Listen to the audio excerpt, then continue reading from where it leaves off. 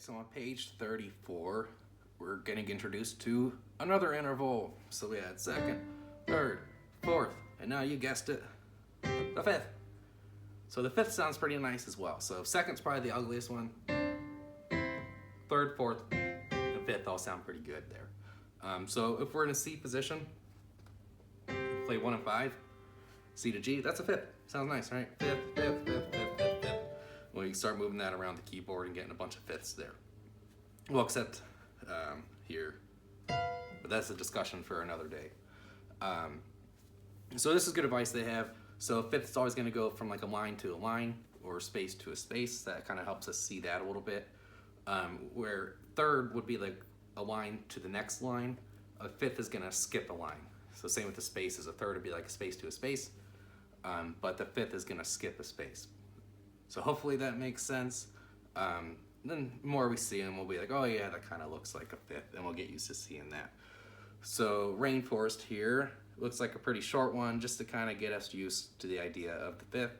It should feel pretty comfortable in the hand. 1 and 5 doesn't feel too bad to play. I think 1 and 4 is worse.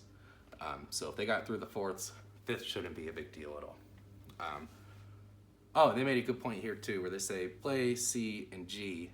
If you go C, C, G, G, it's the beginning of Twinkle Twinkle Little Star. So that's a good way to remember how a fifth sounds.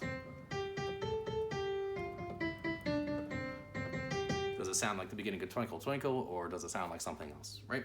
And that's called aural training, A-U-R-A-L. So training our ears to hear what some of these intervals sound like. Your teacher may or may not get into that with the student. It's something good to learn though at some point. Could be it's a little advanced, but not at the same time. Anyways, discussion for another time. Let's get into the song Rainforest here. So I got 5 on F, 1 on C, 1 on D, 5 on A, and I think we're just hanging out there. Oh, hey, there's that 8V8 in the last measure. So they're saying these notes were here, whoop, move them up an octave and play them there, right? Instead of writing them way above the staff and getting really hard to read, they're saying just think with the same notes, just move them up an octave, right? Okay, let's hear this. Oh, pedal.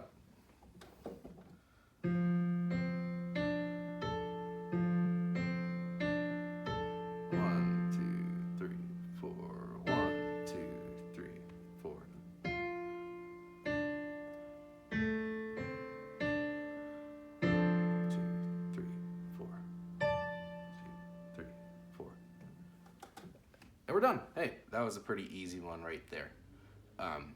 It says begin the round there, so that's something where if you want to do this with your teacher, you can. It's kind of hard for me to do by myself. It says play as a round. If they've done a music class in school already, they might actually be familiar with this.